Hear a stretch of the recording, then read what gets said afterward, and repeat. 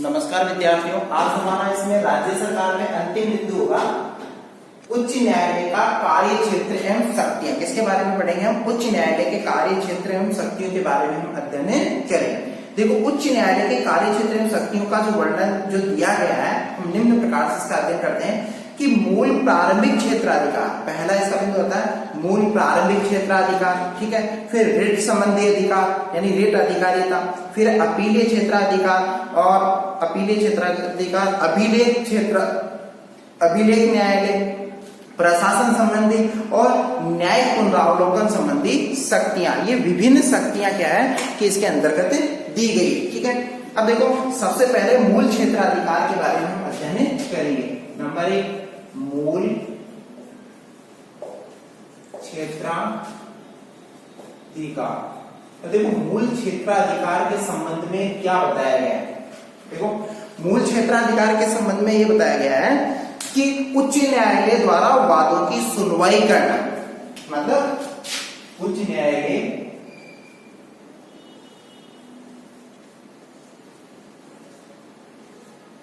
द्वारा किनकी सुनवाई करना?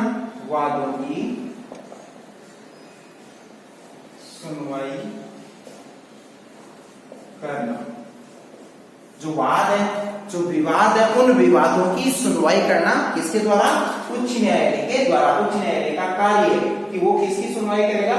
वादों की सुनवाई करेगा, यानी विवादों की सुनवाई करेगा। और संसद एवं राज्य विधानमंडल, कौन? संसद एवं राज्य विधानमंडल सदस्यों के निर्वाचन संबंधी विवाद, मतलब संसद एवं राज्य, क्या बताया गया है? संसद एवं राज्य विधानमंडल सदस्यों के निर्वाचन संबंधी, राज्य विधान मंडल संबंधी विवाद का समाधान, मतलब इनका समाधान इसके द्वारा किया जाता है। फिर राजस्व एकत्रीकरण, क्या कहा है? राजस्व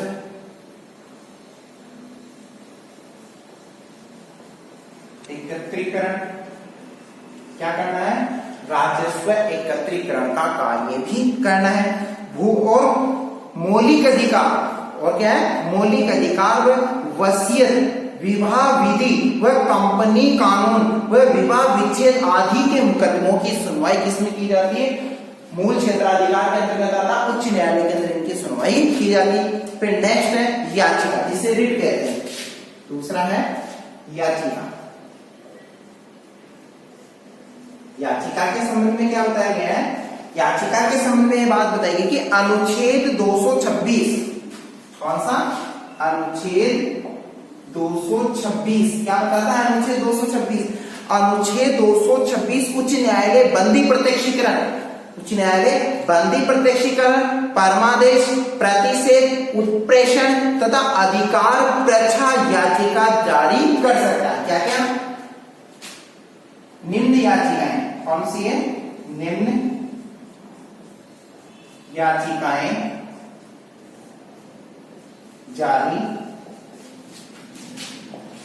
कर सकता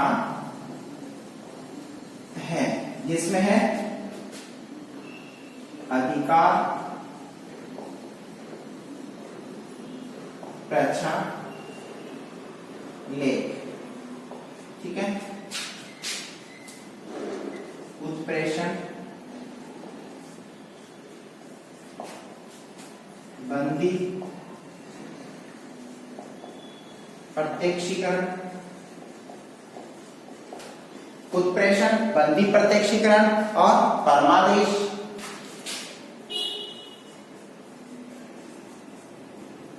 इत्यादि याचिकाएं इसके द्वारा जारी की जाती है। ये याचिकाएं उच्च न्यायालय के द्वारा जारी की जाती है, ठीक है। अब सर्वोच्च न्यायालय अनुच्छेद 32 के अंतर्गत, सर्वोच्च न्यायालय क्या करेगा? अनुच्छेद 32 का प्रयोग करके मौलिक अधिकारों के लिए याचिकाएं जारी कर सकता है। अनुच्छेद 32, कौन सा? अनुच्छेद 32 सर्वोच्च न्यायालय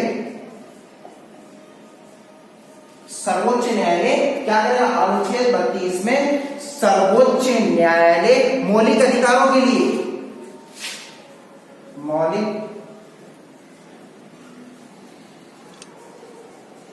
अधिकारों के लिए क्या करेगा, याचिका जारी करेगा। इस तरीके से याचिका अधिकारिता के तहत ये कार्य किया जाता है, याचिका अधिकारिता, इसको पूरा लिख लो, अधिकारिता के संबंध में निम्नलिखित बातें उल्लेखित की गई है। ठीक है।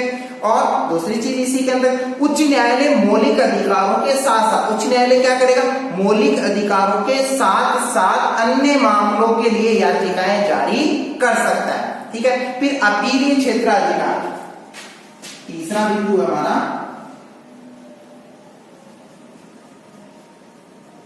अपीलीय क्षेत्राधिकार।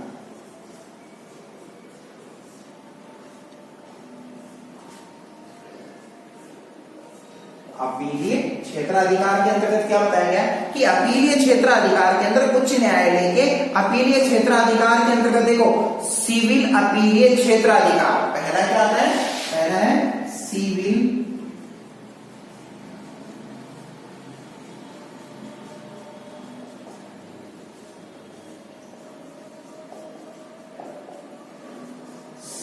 अपीलीय क्षेत्राधिकार। अब सिविल अपीलीय क्षेत्राधिकार मतलब आयकर, पेटेंट, डिजाइन, ठीक है, उत्तराधिकार आदि के मामलों में न्यायालय के विरुद्ध उच्च न्यायालय में अपील की जा सकती है। आदि के मामलों में न्यायालय के विरुद्ध क्या की जा सकती है, उच्च न्यायालय के अंदर अपील की जा सकती है। फिर है आपराधिक अपीलीय क्षेत्राधिकार, दूसरा है आपराधिक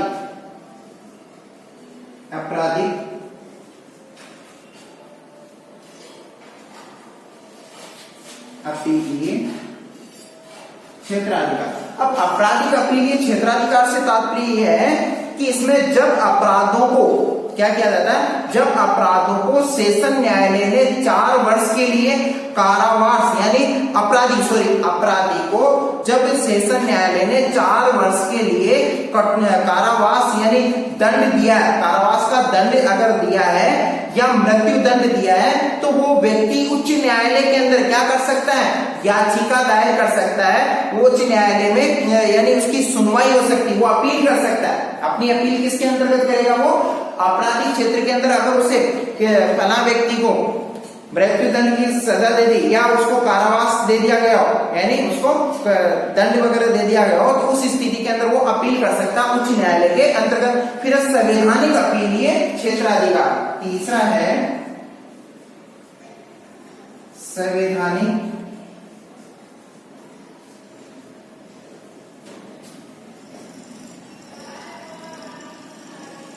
संवैधानिक अपीलीय क्षेत्राधिकार के अंतर्गत क्या बात बताई गई है, इसमें बताया गया कि कोई भी ऐसा मुकदमा, कैसा मुकदमा जिसमें सत्य यानी संविधान की व्याख्या का प्रश्न हो, कोई भी ऐसा मुकदमा जिसके अंदर संविधान की व्याख्या का क्या किया गया हो, प्रश्न हो, और तो उस न्यायालय में यानी उच्च न्यायालय में अपील की जा सकती है। कोई संविधान की संबंधित कोई मामला हो, संविधान से संबंधित कोई मामला हो, तो उसकी सुनवाई कहाँ की जाएगी, उसकी उच्च न्यायालय के अंदर सुनवाई की जाएगी। तो 3 तरह की ये अपील दायर की जा सकती है। नेक्स्ट हमारा बिंदु होगा अभिलेख न्यायालय, चौथा बिंदु है अभिलेख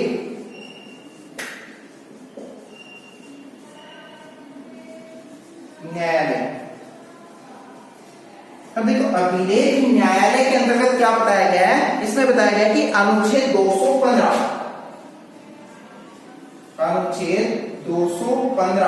क्या बताता है, अनुच्छेद 215 कि उच्च न्यायालय, प्रत्येक उच्च न्यायालय अभिलेख न्यायालय होगा। प्रत्येक उच्च न्यायालय क्या होगा, अभिलेख न्यायालय होगा, और उसको अवमानना के लिए दंड देने की शक्ति है। प्रत्येक अभिलेख न्यायालय क्या होगा, उच्च न्यायालय होगा, और उसे अवमानना के लिए क्या है, दंड देने की शक्ति भी प्राप्त होगी। इस तरीके से उसको शक्ति प्राप्त होती है।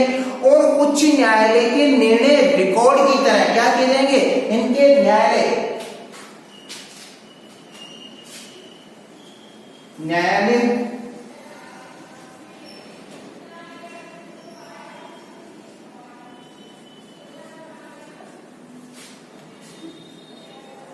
न्यायालय अवमानना पर दंड का प्रावधान क्या है, न्यायालय अवमानना पर क्या रहता है, दंड का प्रावधान भी निश्चित किया गया है। और उच्च न्यायालय के निर्णय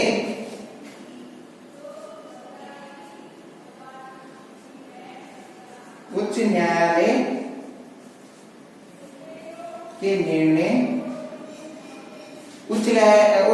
के निर्णय क्या रहेंगे, उच्च न्यायालय के निर्णय रिकॉर्ड की तरह सुरक्षित रखे जाएंगे, की तरह सुरक्षित होंगे। उच्च न्यायालय के निर्णय किसकी तरह होंगे, रिकॉर्ड की तरह सुरक्षित रखे जाएंगे। अब प्रशासन संबंधी अधिकार, नेक्स्ट है हमारा 5वां बिंदु, प्रशासन संबंधी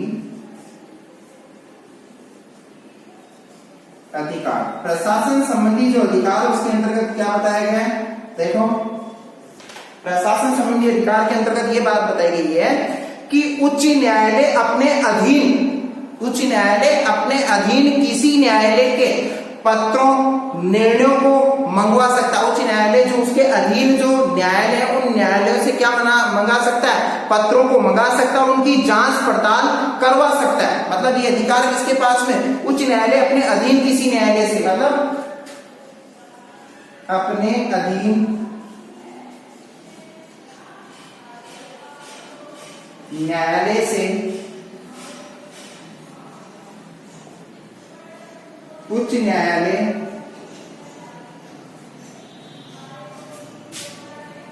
पत्र निर्णय आदि मंगवा सकता है।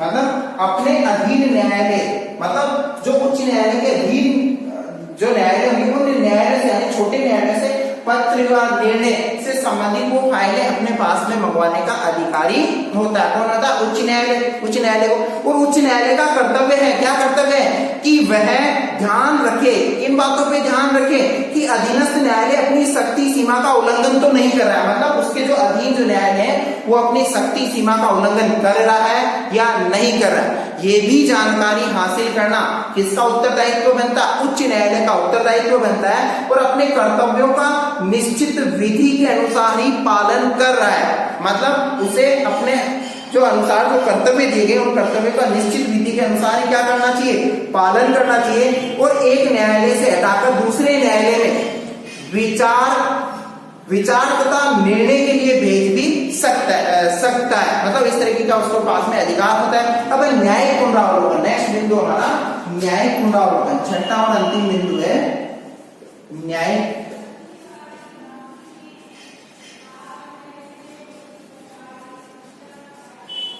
पुनरावलोकन। न्यायिक पुनरावलोकन के अंतर्गत क्या बात बताई गई है, इसके अंतर्गत देखो न्यायिक पुनरावलोकन के अंतर्गत कि उच्च न्यायालय केंद्र व राज्य विधायिका, उच्च न्यायालय क्या करता है, उच्च न्यायालय केंद्र व राज्य विधायिका व कार्यपालिका के कार्यों को वैध या अवैध घोषित कर सकता। उच्च न्यायालय केंद्र व राज्य, उच्च न्यायालय केंद्र व राज्य विधायिका व कार्यपालिका के कार्यों को वैध या अवैध घोषित कर सकता है। क्या कर सकता है, उच्च न्यायालय के जो केंद्र व राज्य की जो विधायिका व कार्यपालिका है और उनके जो कार्य हैं उनको वैध या अवैध घोषित करने का भी इसके पास में अधिकार है। और राज्य में विधान मंडल, कार्यपालिका व राज्य न्यायपालिका को राज्य सरकार के नाम से जाना जाता है। मतलब राज्य के अंदर क्या किया जाता है, राज्य में विधान मंडल और कार्यपालिका व राज्य न्यायपालिका को राज्य सरकार के नाम से जाना जाता है। राज्य विधानमंडल,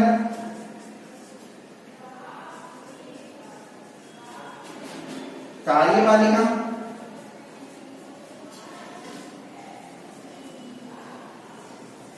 न्यायपालिका आदि को किस नाम से जाना जाता है, राज्य, इसको राज्य सरकार के नाम से, राज्य सरकार के नाम से जाना जाता है। मतलब न्यायिक पुनरावलोकन के अंदर राज्य विधानमंडल कार्यपालिका न्यायपालिका आदि को राज्य सरकार के नाम से जाना जाता है। किस सरकार के नाम से? राज्य सरकार के नाम से जाना जाता है। तो इस तरीके से हमने उच्च न्यायालय का कार्य क्षेत्र एवं शक्तियों के बारे में हमने अध्ययन किया और इसी के साथ में आपका ये अध्याय समाप्त होता है। इसके महत्वपूर्ण प्रश्न आपको पीडीएफ के माध्यम से सेंड कर दिए जाएंगे। धन्यवाद।